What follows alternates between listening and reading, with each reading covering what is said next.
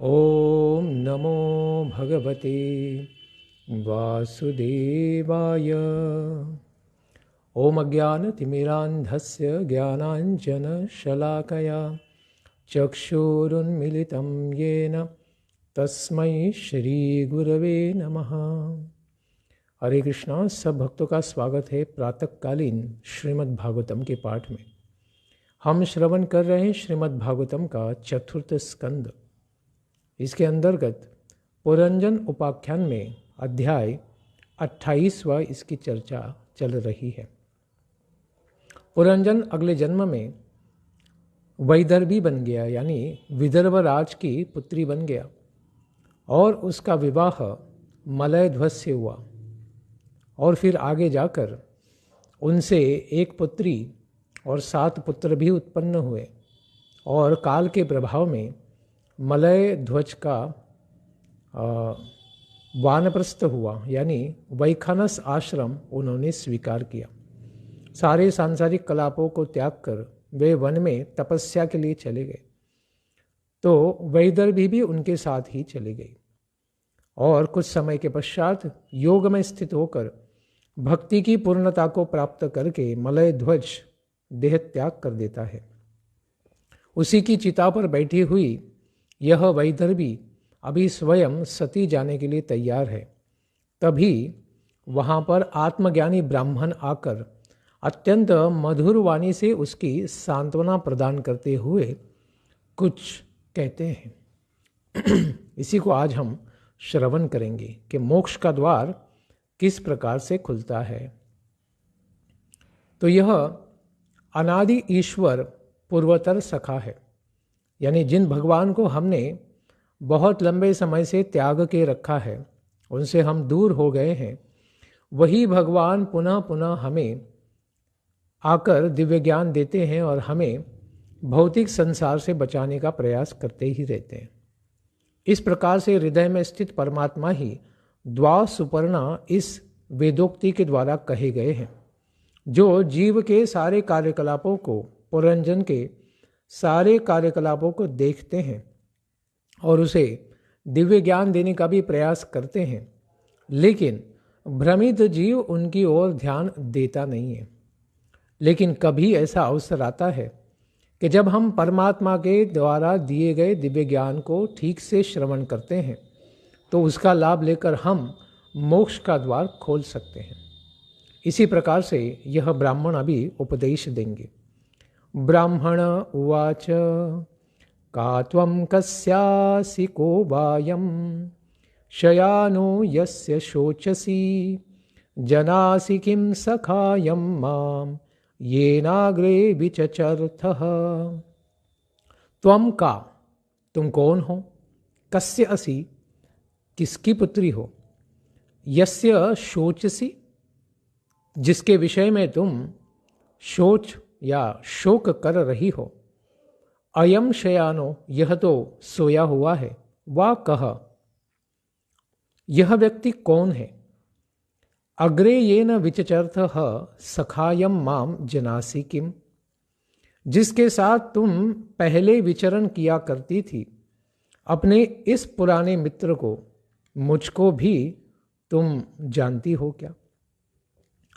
तो यहाँ पर ब्राह्मण यानी भगवान कह रहे हैं कि जो मैं तुम्हारा नित्य साक्षी हूँ, नित्य सखा हूँ, और पहले भी हम दृढ़ता से बड़े साथ में रहते थे, तो क्या तुम मुझे जानती हो, क्या तुम स्वयं को जानती हो।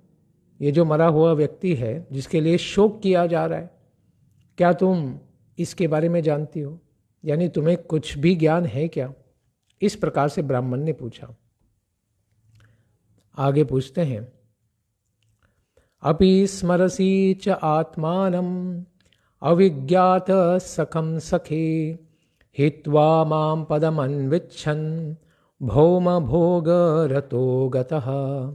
सखे, अविज्ञात सखम आत्मानं स्मरसि, तुम अपने अविज्ञात नाम से प्रख्यात मुझ मित्र का स्मरण करते हो क्या। तो आपका जो नित्य सखा है उसके बारे में जो अविज्ञात विज्ञात यानी जानने वाला या हम जिसको जानते हैं, और अविज्ञात यानी जिसको हम भूल चुके हैं या नहीं जानते हैं। ऐसा सखा मित्र क्या मुझे तुम स्मरण करते हो? माम हित्वा मुझे छोड़कर भौम भोग रतः पदम अन्विच्छन, मुझे छोड़कर इस भूलोक के सारे भोगों को भोगने के लिए गतः स्मरसी किम, इस प्रकार से अपने निवास स्थान की खोज में चले गए थे तुम, यह तुमको याद है क्या? गतः स्मरसी किम, क्या इसको पूरी तरह तुम भूल गए हो कि मुझे त्याग के तुम इस भौतिक संसार में सुख पाने के लिए आ चुके हो और तुम्हें कुछ भी नहीं मिला? यदि यह कहो कि मुझे हम दोनों की मित्रता और सहचारित्व का कोई स्मरण नहीं है। इस पर ब्राह्मण ने कहा, यद्यपि तुम मुझको नहीं जानती हो, फिर भी तुमको इस बात की यादगारी है कि मेरा कोई अविज्ञात नामक मित्र भी था पहले से। सखा, यह तो पुल्लिंग प्रयोग पूर्व जन्म के पुरुषत्व की यादगारी के लिए किया गया है, क्योंकि वैदर्भी पूर्व जन्म में तो पुरंजन नाम से पुरुष राजा ही थे। अपनी मित्रता का स्मरण दिलाते हुए ब्राह्मण ने अपने से होने वाले विलगाव, अलग हो जाने जन्य, जिससे जन्म लिया हुआ अनर्थ को ही हित्वा इत्यादि इन श्लोक से आगे 6 श्लोकों में बताएंगे कि मुझसे लगाव तुम्हारा निकल गया, विलगाव हो गया, मुझसे बिछड़ जाने के कारण ही तो तुम्हें संसार के सारे दुखों को पाना पड़ा है। तो क्या तुम्हें तुम्हारा मित्र याद है? हंसावहं च त्वं चार्य सखायौ मानसायनौ अभूतामन्तरावौकः सहस्र परिवत्सरान्। आर्य, अहं च त्वं च मानसायनौ सखायौ हंसौ सहस्र परिवत्सरान् ओकः अंतरा सखायौ अभूताम। आर्य, मैं और तुम, अहम च त्वं च, मैं और तुम, मानसायनो मानस सरोवर वासी हंस थे, बड़े सुखी, पवित्र और आनंदी। और सहस्र परिवत्सरान, वत्सर यानी संवत्सर यानी वर्ष, सहस्र यानी हजार, हजारों वर्षों तक बिना किसी निवास स्थान के मित्र भाव से एक साथ हम रहते थे। संसार में कोई भी स्थान नहीं बनाया था, लेकिन बड़े सुखी और आनंदी थे, क्योंकि हम मानसरोवर के साथ अपना सब कुछ लाभ ले रहे थे। वहाँ के पानी में खेलना और वहाँ के वातावरण का लाभ लेना, हवा में उड़ना, जल में तैरना, पानी में डूबना, हर प्रकार का आनंद हम साथ में ले रहे थे। सत्वं विहाय मां बंधो गतो ग्राम्य मतिर्महिं विचरं पदमद्राक्षी कयाचिन्निर्मितं स्त्रिया। बंधो सत्वं ग्राम्य मतिः सन् मां विहाय महिं गतः विचरन् कयाचित स्त्रिया निर्मितं पद्म अद्राक्षिः। मित्र, बंधो, तुम विषय भोग यानी ग्राम्य मति, जो अत्यंत ग्राम्य पशु को प्राप्त है, इस प्रकार के भौतिक भोगों की इच्छा से माम विहाय मुझे छोड़कर महिम गतः इस पृथ्वी पर तुम चले आए, विचरण और यहाँ पर घूमते हुए, कयाचित स्त्रिया निर्मितम पद्म अद्राक्षी, तुमने किसी स्त्री के द्वारा निर्मित स्थान को देखा, एक पुर को देखा जो पुरंजन का पुर था, उसको तुमने स्त्रिया यानी माया के द्वारा बना हुआ वह पुर यानी 9 द्वारों से बना हुआ पुर यानी यह भौतिक शरीर तुमने देखा, जिसको प्रकृति ने बनाया है। ब्राह्मण ने कहा कि मित्र, तुम्हारी तो विषय भोगों को प्राप्त करने की इच्छा हो गई थी और पृथ्वी पर घूमते हुए तुमने माया के द्वारा रचित इस नगरी को देखा। पंचारामम नवद्वारम एकपालम त्रिकोष्टकम षट्कुलम पंचविपणम पंच प्रकृति स्त्रीधवम। पंचाराम नवद्वारम एकपालम त्रिकोष्टकम षट्कुलम पंच विपणम पंच प्रकृति स्त्रीधवम। कैसा था वह स्थान? कहते हैं पंच आराम, आराम करने के बगीचे 5 थे वहाँ पर। नवद्वारम, उसके 9 दरवाजे थे। एक पालम, उसका एक द्वारपाल था और जिसके 5 फन थे।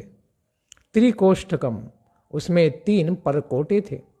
षटकुलम, वह 6 व्यापारों से 6 कुलों से युक्त था।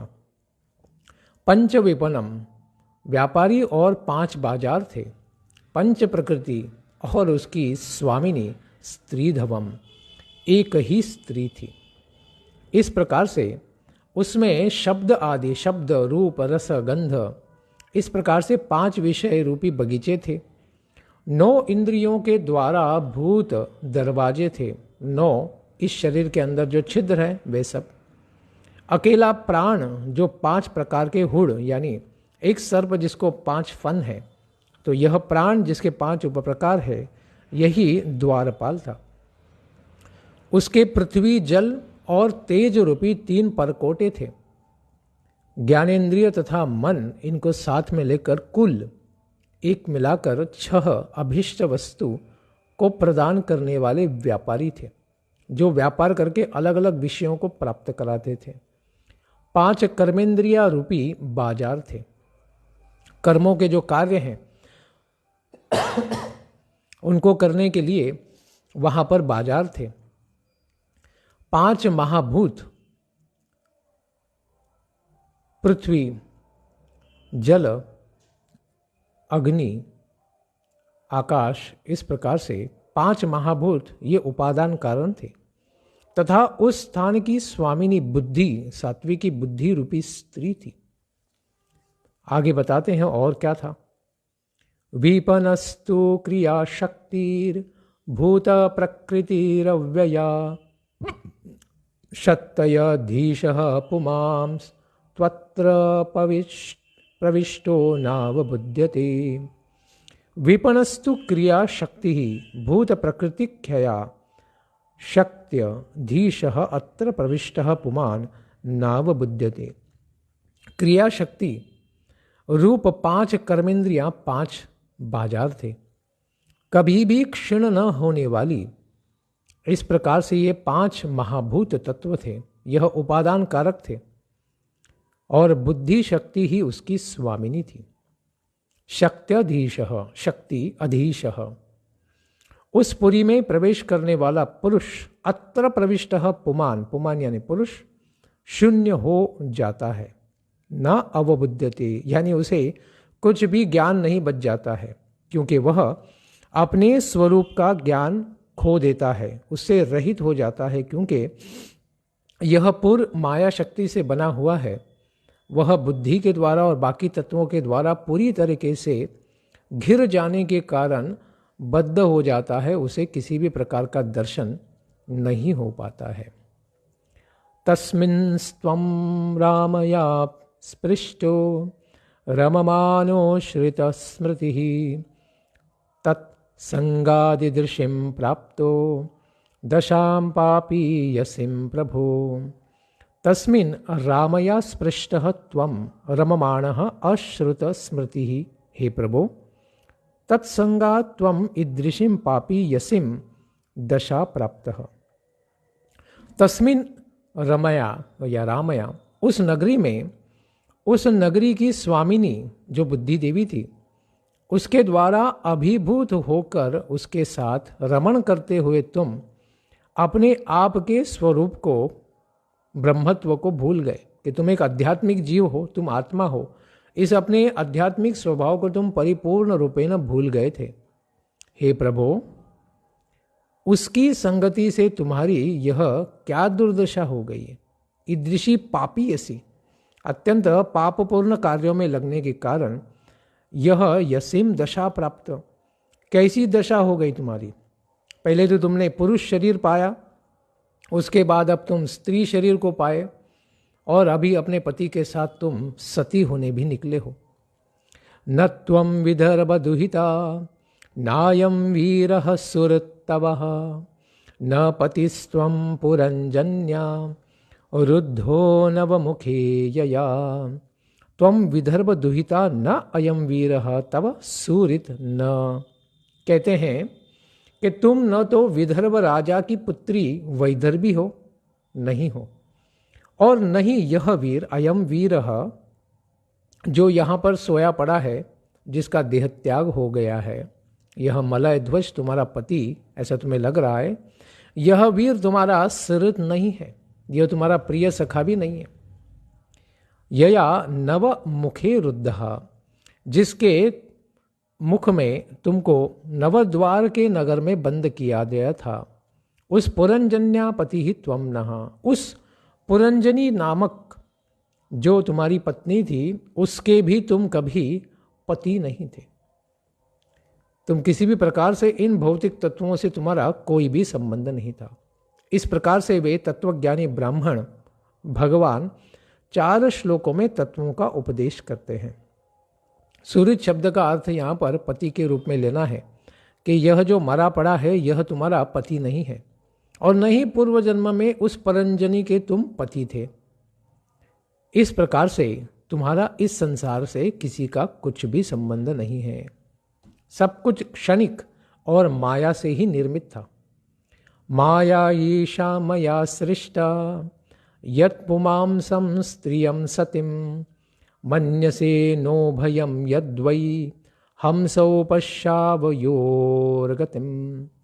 ईशा माया मया सृष्टा यत् पुमांसं सतिं स्त्रियं मन्यसे न उभयम यद्वै यद ववै हमसो आवयोः गतिम पश्य। ईशा माया स्त्री है इसलिए ईशा आया है, पुरुष होता तो ईशा आता, तो ईशा माया मया सृष्टा, इस माया की सृष्टि तो मैंने ही की है।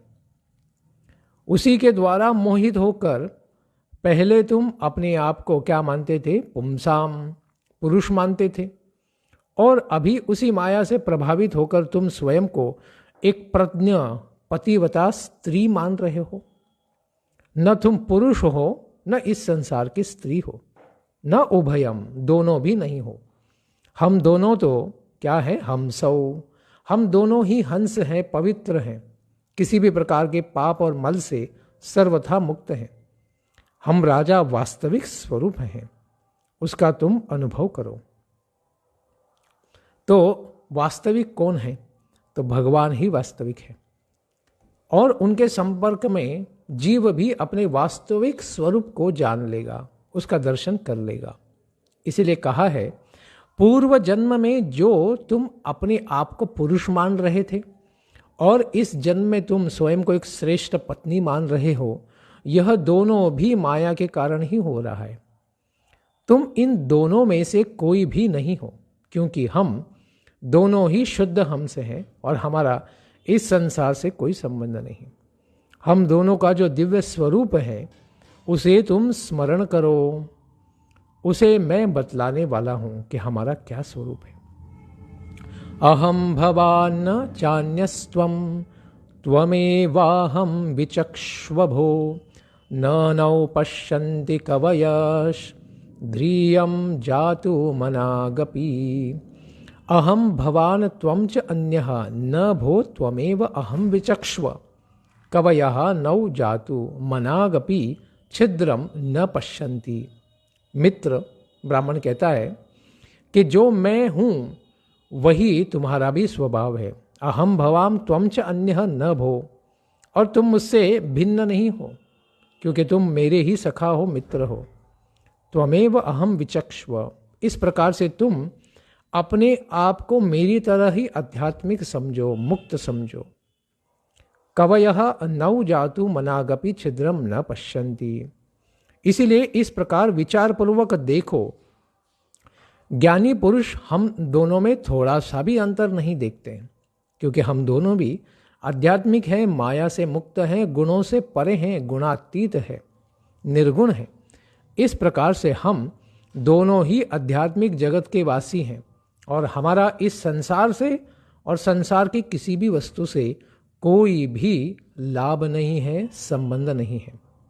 इस प्रकार से यहाँ पर बताते हैं कि दोनों अभिन्न हैं गुणों में, लेकिन मात्रा में तो भगवान ही श्रेष्ठ हैं, क्योंकि हम अनु आत्मा है और भगवान बृहद विभु आत्मा है।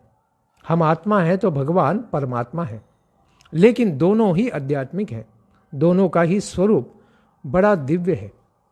इसीलिए दोनों में भौतिक स्तर पर और आध्यात्मिक स्तर पर कोई भेद नहीं देखना चाहिए, क्योंकि दोनों ही आध्यात्मिक है। यथा पुरुष आत्मानम एकम आदर्श चक्षुषो द्विधा भूतमवेक्षेत तथैवान्तरमावयोः।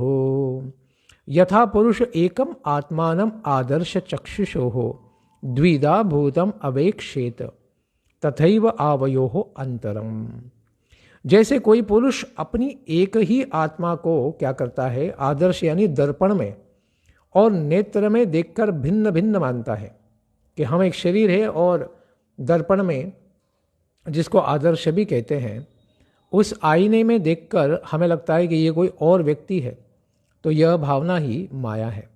उसी तरह एक ही आत्मा विद्या तथा अविद्या रूपी उपाधि के कारण क्या करता है, एक तो ईश्वर भाव रखता है और दूसरा क्या करता है, जीव भाव लेता है। तो जीव भी ईश्वर है, लेकिन कैसा, छोटा ईश्वर है, और भगवान परम ईश्वर है। जीव भी आध्यात्मिक रूप से ईश्वर है, लेकिन भगवान परम ईश्वर है, उससे भी महान है। इसीलिए अपने आध्यात्मिक स्वरूप को भूलने के कारण फिर इस प्रकार से अंतरम, दोनों में भेद देखा जा रहा है। तो यह क्या है, अज्ञानता है। इसीलिए आवश्यकता है कि हमें आध्यात्मिक दर्शन प्राप्त करना चाहिए। हमें आध्यात्मिक और ज्ञान की दृष्टि से, वेदों के ज्ञान की दृष्टि से हमें दर्शन करना चाहिए कि हम ये भौतिक शरीर नहीं है, हम आत्मा है, और हम भगवान से उत्पन्न होने के कारण उन्हीं की तरह महान हैं, लेकिन वे हमेशा सारे जीवों से महान हैं। इस प्रकार से ये प्रतिबिंब का उदाहरण दिया। तो जीव जो है भगवान के प्रतिबिंब में बना हुआ है, क्योंकि भगवान को भी 2 हाथ है, 2 पैर हैं, 1 मुंह है। इस प्रकार से हमारी जो छवि है, मनुष्य देह जो है भगवान की छवि के अनुसार बनाया गया है, तो इसको उसका प्रतिबिंब कहा जाए। तो यह तो माइक है, लेकिन वह तो शाश्वत है। लेकिन हमने जिस जिस प्रकार के शरीर धारण करके रखे हैं, यह सब माया से बने हैं।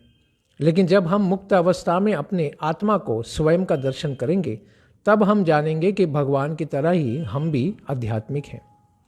एवं समान सोहंसो हमसेन प्रतिबोधितः स्वस्थस्तद्य वभिचारेण नष्टा माप पुनः स्मृतिम। एवं समानसः हंसः हमसेन प्रतिबोधितः स्वस्थः तद्व्यभिचारेण नष्टां मतिम पुनः आप।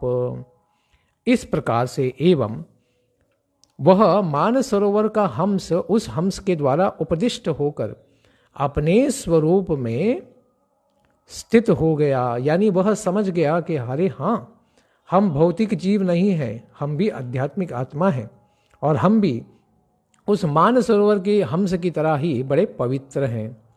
इस प्रकार से तद व्यभिचारेण नष्टाम, ईश्वर के वियोग का कारण विषयाभिलाष था, इस संसार के भोगों में रति होना, उनका ही चिंतन करना, यही तो कारण था। इस कारण के नष्ट हो जाने पर मतिम पुनः आप, उसे अपनी पुनः आध्यात्मिक स्मृति और बुद्धि प्राप्त हो गई। उसे पुनः ज्ञान हो गया कि मैं तो आध्यात्मिक ही हूँ, अहम ब्रह्मास्मि, यानी मैं तो केवल आध्यात्मिक आत्मा हूँ, मैं भौतिक वस्तु नहीं हूँ। यह वह समझ गया। बर्हिष्मन्ये तदध्यात्मं पारोक्षेण प्रदर्शितं यत्परोक्ष प्रियो देवो भगवान विश्वभावनः। हे बरिष्मन, नारद मुनि बरिषद महाराज से कहते हैं कि हे राजन, एतद अध्यात्मं परोक्षेण प्रदर्शितम यत देवः विश्वभावनः भगवान परोक्ष प्रियः। तो इसी प्रकार से परोक्षवाद के अनुसार, यानी दूसरे के उदाहरण के द्वारा हमारे बारे में दिव्य ज्ञान देने की जो स्थिति है, यानी किसी और की कहानी बताकर हमारी ही कहानी को ज्ञान देने के लिए परोक्षवाद के रूप में बताया। इस रूप से आत्मज्ञान का उपदेश उन ब्राह्मण के द्वारा यानी भगवान के द्वारा दिया गया, क्योंकि दिव्य गुण संपन्न जगत के कर्ता भगवान श्री हरि वासुदेव, इनको परोक्षवाद बड़ा प्रिय है। इसी को वो 11वें स्कंद में भी उद्धव गीता में कहते हैं, परोक्ष सच में प्रिय, कि मुझे परोक्षवाद बड़ा प्रिय है। प्रत्यक्ष रूप में कहना कि तुम मूर्ख हो, तुम पागल हो, तुम्हें कोई बुद्धि नहीं है, ऐसा कहने से अच्छा है कि यस्मान देवः श्री नारायण परोक्ष प्रिय। परोक्षवाद जिनको बड़ा प्रिय है, ऐसे नारायण भगवान वेदों में भी किसी और के उदाहरण के द्वारा, किसी इतिहास के द्वारा, पूर्व घटित घटना के द्वारा, किसी और के उदाहरण से हमारी ही स्थिति को समझाते हैं कि इस स्थिति में हम किस प्रकार से गलत हैं। और समझने वाला भी बिना अहंकार के समझ जाता है कि ये मेरे बारे में तो नहीं कह रहे, किसी और के बारे में हमें कथा कह रहे हैं। और सारे लोग कथा श्रवण करना बड़ा पसंद करते हैं। तो जब दूसरे के बारे में कही गई कथा के अनुसार जब वह दिव्य तत्व हमें समझाया जाता है जिससे हमें ज्ञान प्राप्त होना है, हमारी गलती हमें समझ जाए और हम सही धर्म का पालन करें, उसे व्यक्ति परोक्षवाद से बड़े अच्छी तरीके से समझ जाता है और बिना अहंकार के, बिना दुखे उस चीज़ को प्राप्त होकर फिर सुधर जाता है। यानी पूर्व में वह जो गलती कर रहा था उस गलती को करना वह छोड़ देता है।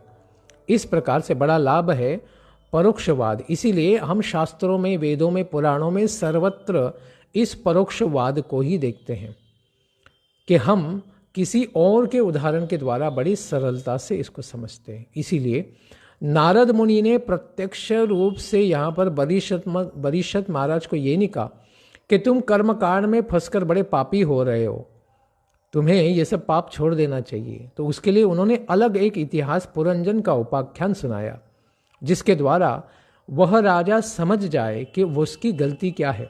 कर्म में आसक्त होना, शरीर को ही स्वयं का मानना या शरीर से निर्मित महम ममेति की भावना को त्याग देना।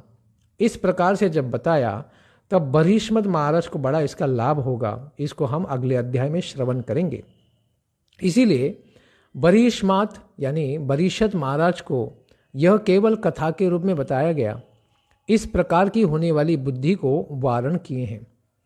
परोक्षेण का अर्थ है कि राजा के कथा सुनाने के व्याज से, क्योंकि राजा को ही सुनाना था ज्ञान, लेकिन कारण बनाया उस पुरंजन के उपाख्यान को। उसका कारण बतलाते हुए वो कहते हैं कि राजन, प्राचीन समय में बरही इस राजा कथा के बहाने मैंने तुम्हें आत्मा की कथा कही है। आत्मा के बारे में दिव्य ज्ञान कह दिया है, क्योंकि भगवान श्री नारायण को परोक्षवाद ही बड़ा प्रिय है और उसी के कारण हम भी भगवान के जीव अंश तत्व होने के कारण हमें भी परोक्षवाद पसंद है। हमें प्रत्यक्ष रूप से प्रताड़ित किया जाना, दंडित किया जाना अच्छा नहीं लगता है, लेकिन किसी और की कथा के द्वारा अगर हमें समझाया जाए तो हमें बड़ा अच्छा लगता है, क्योंकि किसी और के बारे में कहा जाए। यदि साक्षात आत्मकथा कहने पर तुम्हारे समझ में बात नहीं आ सकती थी, इसीलिए हमें क्या करना पड़ा, दूसरे का उदाहरण लेकर तुम्हें समझाना पड़ा है। इस प्रकार से नारद मुनि ने इस पुरंजन के उपाख्यान के द्वारा बरीशद महाराज को यह दिव्य ज्ञान दिया।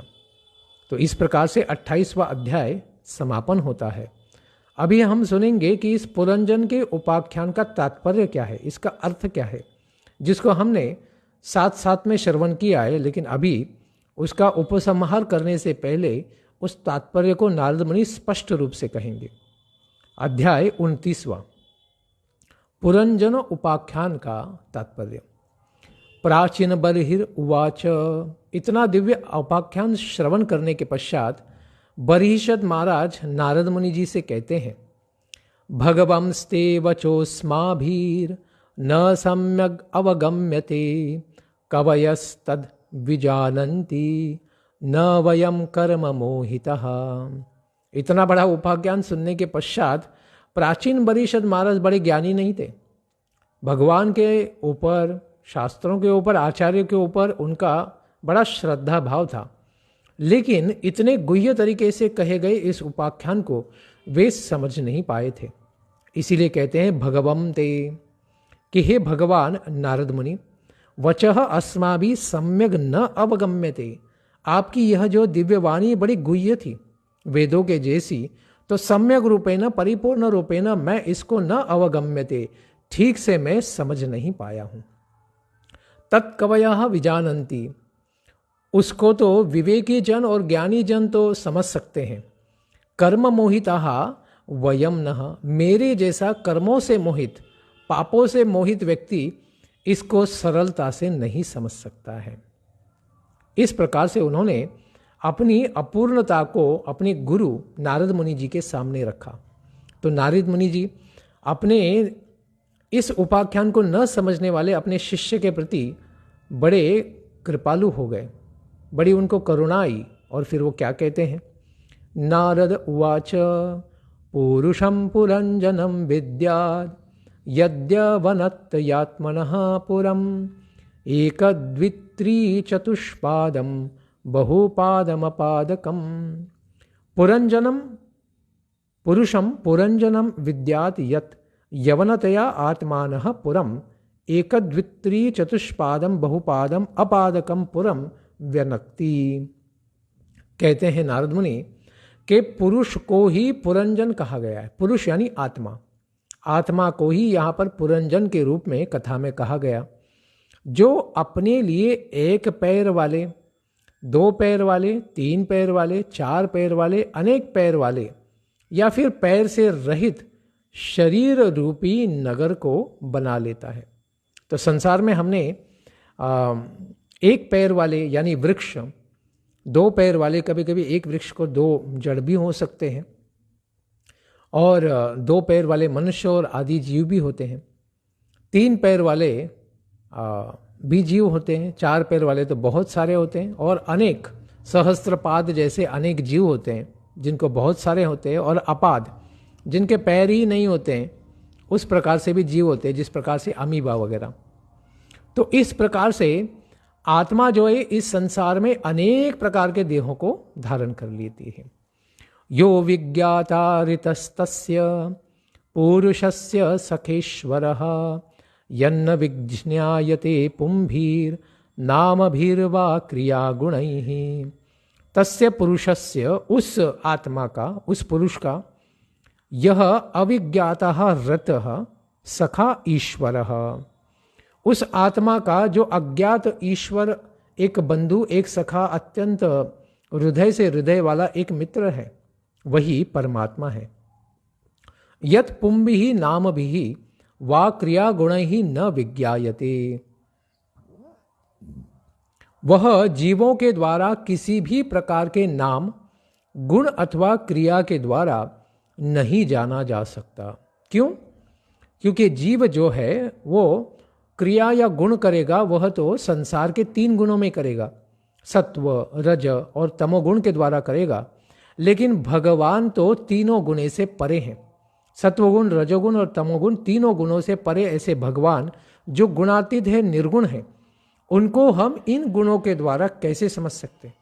हमारी बुद्धि, मन, अहंकार और चित्त सब कुछ गुणों में फंसा हुआ है। तो हम इन गुणों के द्वारा फंसे हुए शरीर और मन के द्वारा भगवान को कभी नहीं समझ सकते। तो क्या करना चाहिए हमें? यदा जिघ्रक्षन् पुरुषः कार्त्स्नेन प्रकृतिर्गुणान् नवद्वारं द्विहस्तांघ्रिं तत्रामनुत साध्विति।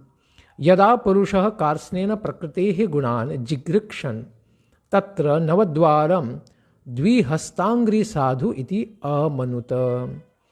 जीव ने यदा पुरुषः, जब प्रकृति के सुख दुख आदि सभी, कार्त्स्नेन यानी सभी विषयों को भोगने की इच्छा की, प्रकृतेः गुणान्, क्योंकि ये सब प्रकृति के गुणों के द्वारा बने हुए सारे भोग हैं।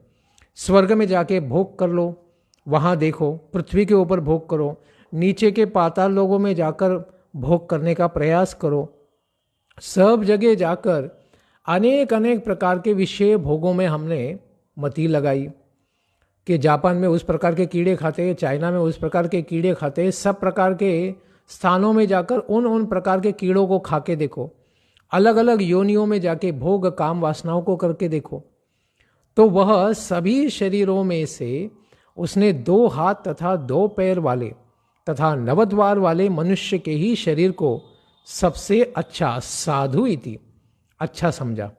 कि उसे लगा कि अरे 1 पाद और ये वो 4 पाद वाले ये सब शरीरों में से द्विपाद पशु, ये मनुष्य रूपी जो शरीर है, यही क्या है, बड़ा अर्थपूर्ण लग रहा है, साधु, सबसे अच्छा है। 84 लक्ष योनियों में यही श्रेष्ठ लग रहा है। इस प्रकार का मनोभाव उसका हुआ। बुद्धिम तो प्रमदाम विद्यान ममाहम इति यत्कृतं यामधिष्ठाय देहिस्मिन् पुमान भुंक्ते क्षभिर्गृणान गुणान। बुद्धिम तो प्रमदाम विद्याद याम अधिष्ठाय पुमान अस्मिन् देहे ममाहम इति यत्कृतं अक्षभिः गुणान भुंक्ते। तो बुद्धि को ही, बुद्धिम तू, उसी को, बुद्धि को ही पुरंजनी नामक स्त्री समझना चाहिए। प्रमदाम विद्यात, जिसको तुमने पत्नी रूप में, पुरंजन की पत्नी रूप में समझा, वह बुद्धि, सात्विक बुद्धि ही आत्मा के लिए जो थी वही स्त्री समझनी चाहिए। इसी को आलंबन बनाकर जीव शरीर में अहत्व, अहंत्व यानी मैं शरीर हूँ, और ममत्व, इस शरीर से संबंधित सारी चीज़ें मेरी हैं, इस प्रकार से अहम ममेति की बुद्धि करता है तथा इंद्रियों द्वारा विषयों को भोगता है। गुणान भुंक्ते, गुणों से बने हुए फिर शरीर के द्वारा उसी प्रकार के जीवों को और वस्तुओं को भोगने का प्रयास करता है। सखाय इंद्रिय गणा ज्ञानम कर्म च यत्कृतं सख्यस्तद्वृत्तया सख्यस्तदरितयः प्राणः पंचवृत्तिर्यथोरगः। सखा यह इंद्रिय गणा यत्कृतं ज्ञानम कर्म च तद्वृत्तयः सख्यः उर्गो यथा पंचवृत्ति ही प्राणः। और फिर 10 इंद्रियां उसके मित्र हैं, 5 ज्ञानेंद्रिय और 5 कर्मेंद्रियों के साथ ये 10 इंद्रियां उसके मित्र हैं, सखायः। और इंद्रियों की वृत्तियां भी सखियां हैं, और हर एक इंद्रिय की उसके विषयों को प्राप्त करने की जो इच्छा है, वृत्ति है, यह सब सखियां हैं। इंद्रियों के द्वारा ही ज्ञान और कर्म होते हैं, क्योंकि 5 कर्मेंद्रिय हैं, उनसे कर्म होता है, जैसे खाना पीना चलना। और ज्ञानेंद्रिय यानी ये खाना कैसा है, इसका सुगंध कैसा है, और इसका टेस्ट यानी इसका रस कैसा है, इस प्रकार का ज्ञान ज्ञानेंद्रियों के द्वारा होता है। सर्प के समान 5 वृत्तियों वाला उरगो यानी महान नाग जो है वही प्राण है, और वही पंचवृत्ति वाला है, 5 प्रकार है उसके, और वही शरीर रूपी इस नगर का द्वारपाल यानी रक्षक है। बृहद बलम मनोविद्याद उभयेन्द्रियनायकम पंचालः पंच विषया यन्मध्ये न वखंपुरम। उभयेन्द्रिय नायकम मनः बृहद बलम पंच विषयाः पंचालाः यन्मध्ये नवखम पुरम। तो इन दोनों में ज्ञानेंद्रियों और कर्मेंद्रियों का नियामक जो है मन, नायक है, वो इनका नेता है। बृहद बल नामक सेनापति है। इस पुर में जो सेनापति है वह इंद्रियों का स्वामी मन है। पंच विषयाः पंचालाः, शब्द रूप रसगंध आदि जो 5 विषय है, यही पंचाल प्रदेश है। जिन सबों के बीच में 9 द्वारों वाला नगर यह बसा है, नवखमपुरम। इस प्रकार से इस नगरी की व्यवस्था जो है, यह मन के मनोराज्य में बने हुए इन शब्द आदि रूप रसगंध, यह पंचाल प्रदेश के द्वारा इसको आवृत्त किया गया है। इस भौतिक शरीर की यह तटबंदी है यानी त्वचा है। अक्षिणी नासिके कर्णौ मुखम शीष्ण गुदाविति द्वेदे द्वारौ बहिर्याति यस्तदिन्द्रिय संयुतः। द्वे द्वारौ अक्षिणी नासिके कर्णौ मुखम शीष्ण गुदौ इति यह तदिन्द्रिय संयुतः बहिः याति। 2 द्वार जो एक साथ हैं, जैसे नाक वगैरह, वे हैं दोनों नेत्र और दोनों नासिका के छिद्र, ये दोनों साथ साथ में हैं। दो कान, मुख, शीश्न और गुदा, इन सबों से ही होकर वह जीव बाहर के अलग अलग विषयों की ओर जाता है। आँखों से देखना, नाक से सूंघना, मुंह से बोलना, या फिर उसका रस का आस्वादन करना, कान से श्रवण करना, इस प्रकार से। अक्षिणी नासिके आस्यम इति पंच पुरः कृतः, दक्षिणा दक्षिणः कर्ण, उत्तराचोत्तरः स्मृतः। अक्षिणी नासिके आस्यम इति पंचपुरः कृतः, दक्षिणा दक्षिणः कर्णः, उत्तराच उत्तरः स्मृतः। अक्षिणी यानी दो नेत्र गोलक, जो दो आंखें हैं। नासिके नाक के दोनों छिद्र, और आस्यम यानी मुख, ये 5 पूर्व द्वार हैं, क्योंकि ये पूर्व की दिशा की ओर है। दाहिना कान दक्षिण द्वार है और बायां कान उत्तर का द्वार कहा गया है। पश्चिमे इत्यधो द्वारौ गुदम शीर्ष्ण मिहोच्यते, खद्योता वीरमुखी चात्र, नेत्रे एकत्र निर्मिते, रूपम वा विभ्राजितं ताभ्याम विचष्टे चक्षुषेश्वरः। पश्चिमे अद्योद्वारो गुदम शीर्ष्णम इहोच्यते। पश्चिम द्वार कौन से हैं? तो पश्चिम दिशा के 2 द्वार हैं, गुदा और लिंग। खद्योतर विमुखी च अत्र एकत्र निर्मिते, नेत्रे ताभ्याम रूपम विभाजितम चक्षुषेश्वरः विचष्टे। एक ही स्थान पर निर्मित खद्योत तथा आविर्मुखी नामक 2 द्वार कौन से हैं? तो यह 2 नेत्र गोलक हैं। उन दोनों द्वार से वह नेत्रों का स्वामी रूप विभ्राजित नामक देश में जाता था। उस देश में जहाँ पर आँखों का विषय है, उसी को विभ्राजित देश कहा गया है।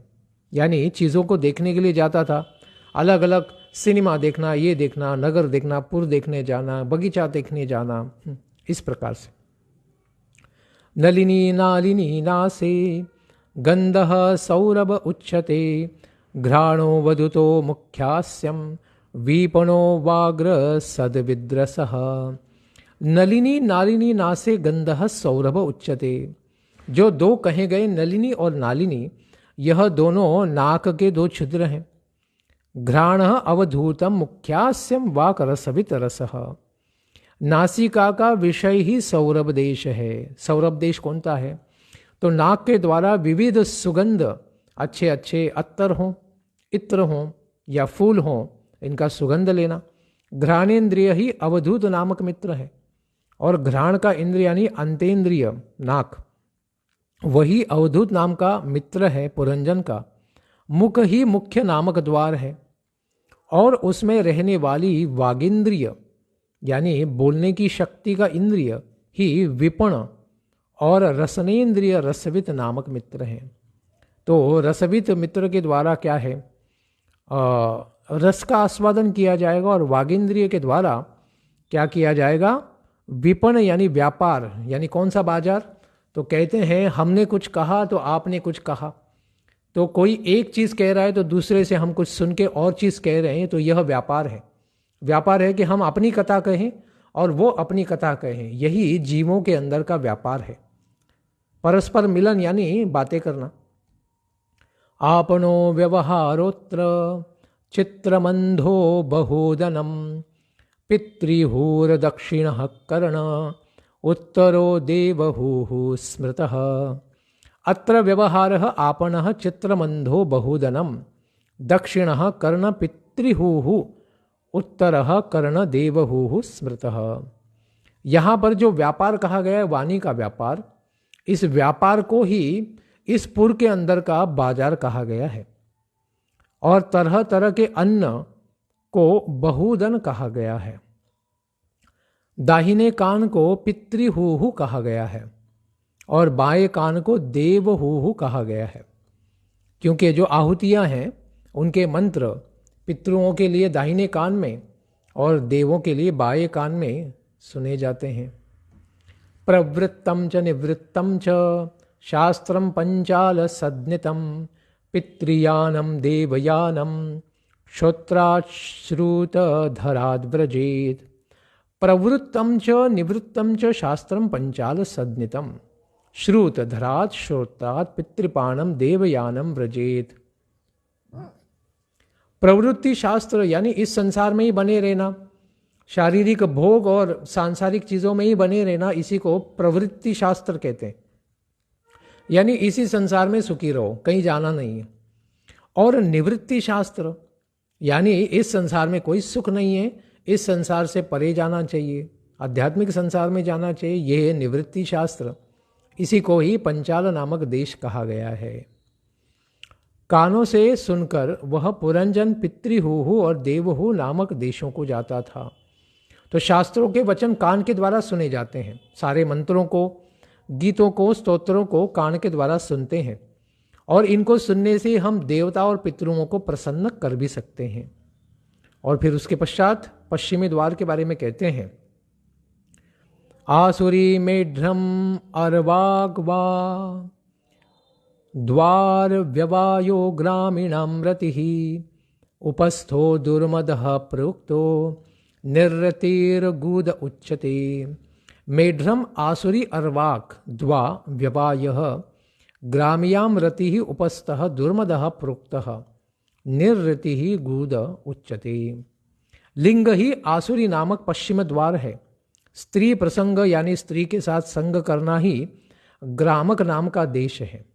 यानी स्त्री पुरुष का मिथुनी भाव, यह कामुक संग जो है, इसी को ग्राम्य बुद्धि, ग्राम कहा गया है इस पुर के अंदर, जो आसुरी है यानी राक्षसी है। उससे न पुरुष को आनंद होगा न स्त्री को, दोनों भी नरक में चले जाएंगे। लिंग में रहने वाला उपस्थेंद्रिय ही दुर्मद नाम का मित्र है, और गुदा में ही निर्ऋति नाम का पश्चिम द्वार है, और निर्ऋति यानी ही नरक का द्वार। इसलिए गुदा में अगर कोई कीड़ा हो गया या रक्तपात हो गया तो वहाँ जो दुख होता है उसको नारकीय दुख यानी नरक में प्राप्त होने वाली जो पीड़ा है उसको कहा गया है। वैशसम नरकम पायुर्लुब्धकोन्धौ तुमे शृणुः हस्तपादौ पुमांस्ताभ्याम युक्तो याति करोति च। नरकम वैशसम पायुः लुब्धकः अंधकौ तुमे शृणु हस्तपादौ ताभ्याम पुमान याति करोति च। नरक ही वैशस नाम का देश है। पायुः लुब्धकः, और गुदा में रहने वाली पायु इसी लुब्धक नामक मित्र है। अब मैं दोनों अंधों को बतलाता हूँ, क्योंकि दो मित्र ऐसे हैं जिनको आँख नहीं है। तो वो कौन है? तो वो कहते हैं कि दो मित्र हैं ऊपर हाथ, और दो मित्र हैं नीचे पैर। इनको आंखें नहीं, ये अपने से देख नहीं सकते। उन दोनों के ही द्वारा पुरुष क्या करता है? जाता है, कहीं जाता है, कहीं से आता है, और अपने कार्यों को करता है। इस प्रकार से हाथ और पैर उसके अंधे मित्र हैं। अंतःपुरम च हृदय विशुचिर्मन उच्यते तत्र मोहम प्रसादम वा हर्षम प्राप्नोति तद्गुणैः। हृदयम अंतपुरम, हृदय जो है वो अंतपुर है, क्योंकि हृदय क्या है? शरीर के अंदर है। मनः विशुचि ही उच्यते, और मन ही उसका विशुचि नाम का मित्र है। तत्र मोहम प्रसादम, उस मन के सत्व आदि गुणों के ही कारण जीव मोह नामक विचार को, या प्रसन्नता नामक विकार को, या फिर हर्ष नामक विकार को तद्गुणैः ही प्राप्त करता है, प्राप्नोति। तो मन के द्वारा ही हम क्या करते हैं? मोह में फंस जाते हैं, मोहित हो जाते हैं, भ्रमित हो जाते हैं, प्रसन्न हो जाते हैं, और कभी कभी हर्ष, बड़ा आनंद भी होता है, कभी अंदर से होता है, कभी बाहर से भी प्रकट करते हैं। इस प्रकार से मन यह विशुचि नामक मित्र है। यथा यथा विक्रियते गुणाक्तो विकरोति वा तथा तथा पोद्रवाष्टात्मा तद्वृत्तिरनुकार्यते। यया यथा विक्रियते वा विकरोति तथा तथा गुणाक्तः उपद्रष्टा आत्मा तद्वृत्ति अनुकरोति च। स्वप्नावस्था में राजा महिषी बुद्धि जिस जिस प्रकार से विकृत होती है, यानी स्वप्न अवस्था में व्यक्ति कहाँ कहाँ मनोराज्य में चला जाता है, स्वयं को कभी हाथी मानता है, पशु मानता है, बैल चूहा क्या क्या बना देता है।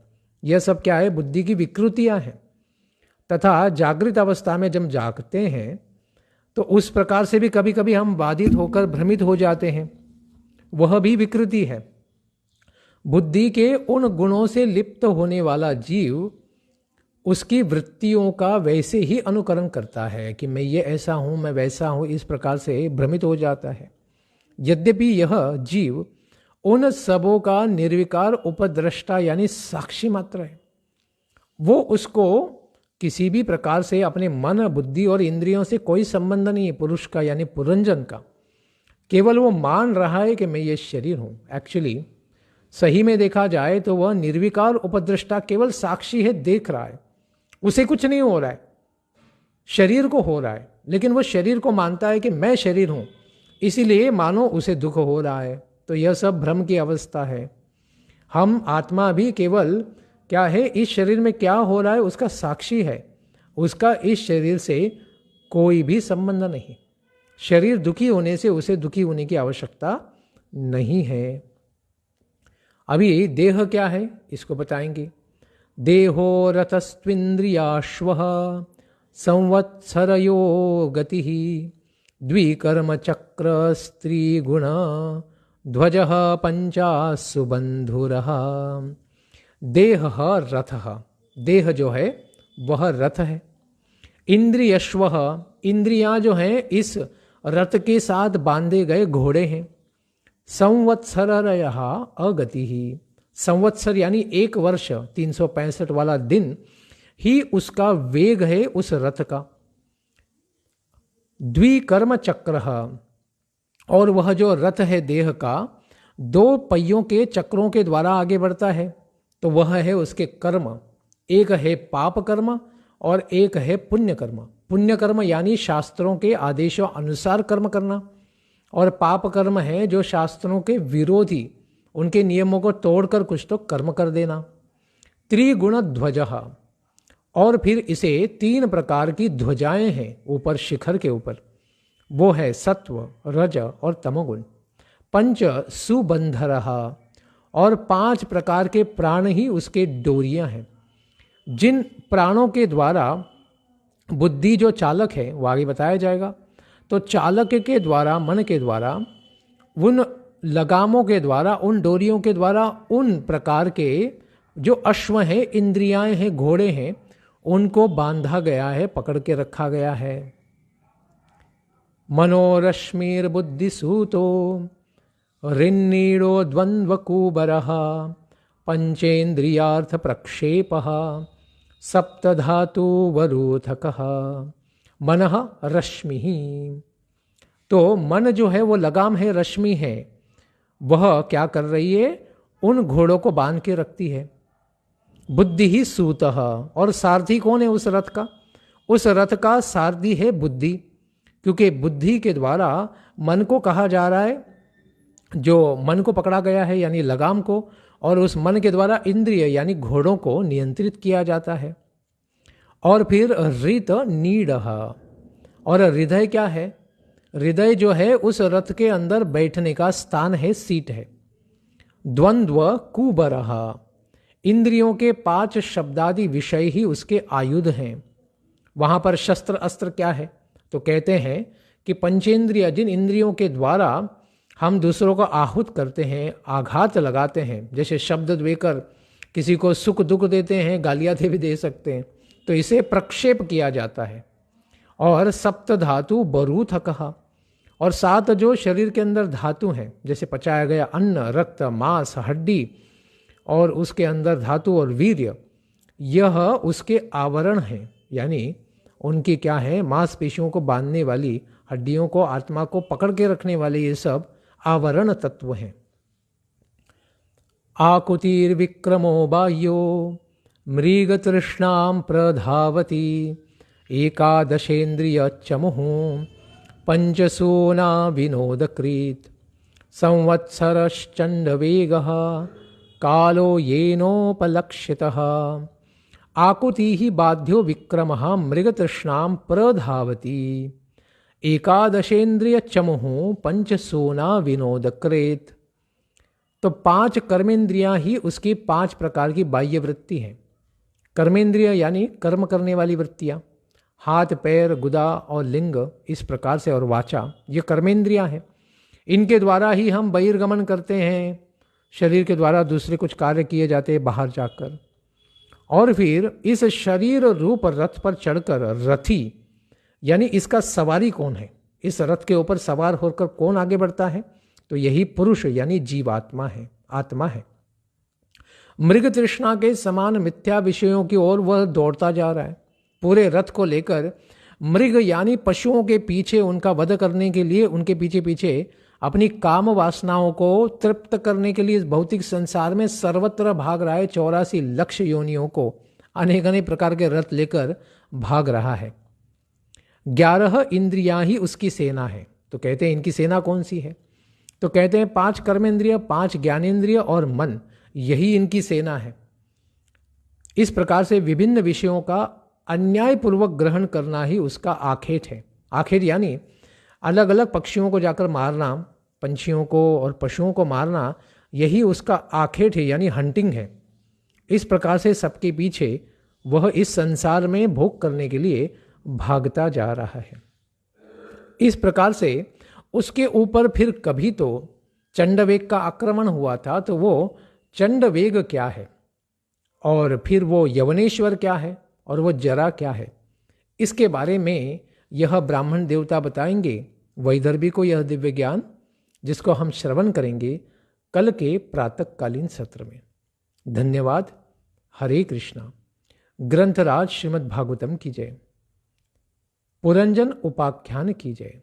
निताय गौर प्रेमानंदे। हरि हरि बोल। जय जय श्री राधे श्याम।